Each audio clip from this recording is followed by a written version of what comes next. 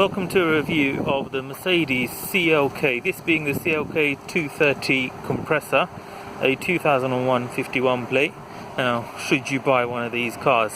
Obviously, of the time, it looks lovely, lovely design. I've already popped the bonnet and got the engine on, so you can have a look. So you just pull the lever here, and there it is. There's the I like the little red design on the compressor sign there, but yeah, it seems alright. You can see quite a lot of gunk there and some seepage. So some gunk and seepage, which is common for the age of the vehicle, but otherwise it's not overheating.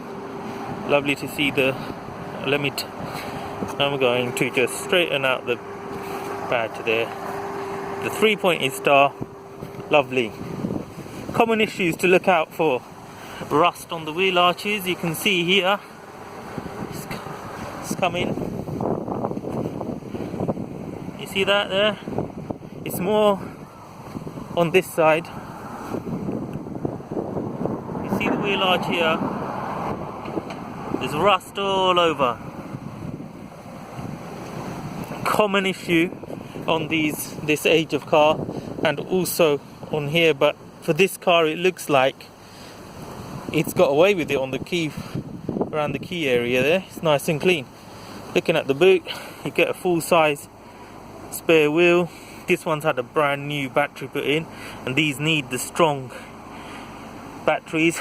One other thing, if you do change batteries, ladies and gentlemen, don't scrimp on the quality. Get something like a Bosch, always reliable. Don't get like a Lion brand or something like that, they're rubbish. And this one, the boot is quite good. Look at that, very capacious. And you can also drop down the rear seats on here. So let me just close the nice little feature. Open the door, window goes down, you close it, it goes back up. Lovely.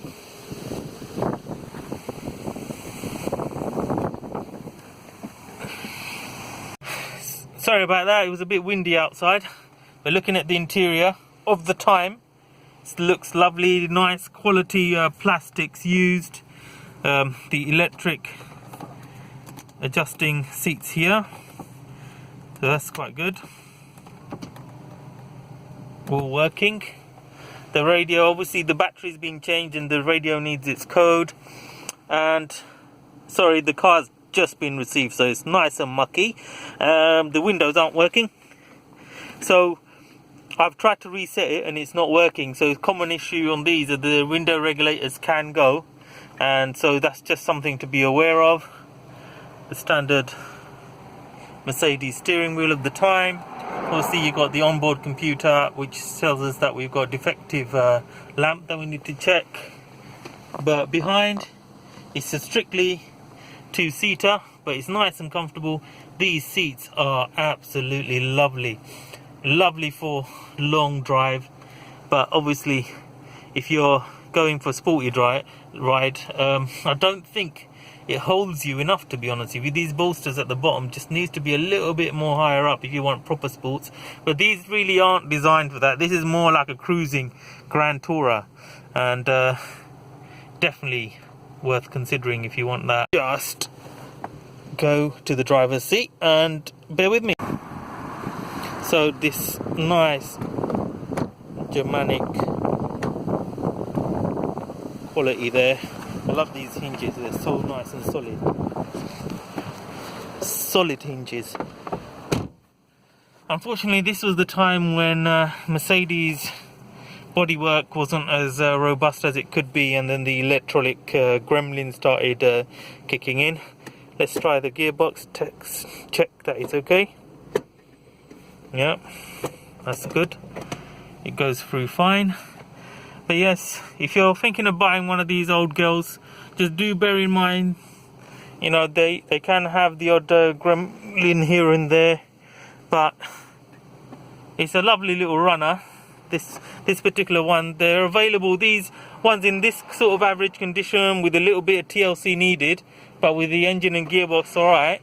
They're about £1,000, so quite good value considering these were 30 odd grand when they were new. So nice cheap executive drive if you want it, but obviously don't expect 100% reliability. But for cruising around on the motorway, super comfortable these cars, and you look quite good for, like, which other car can you get for around £1,000?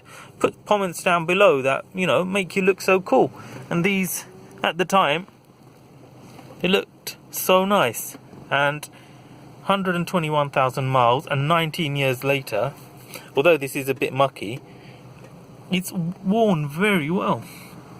And to be fair, most of the electronics are working, and this car has had 12 stamps on the service book, so it has been looked after, hence why it starts and it's holding its temperature.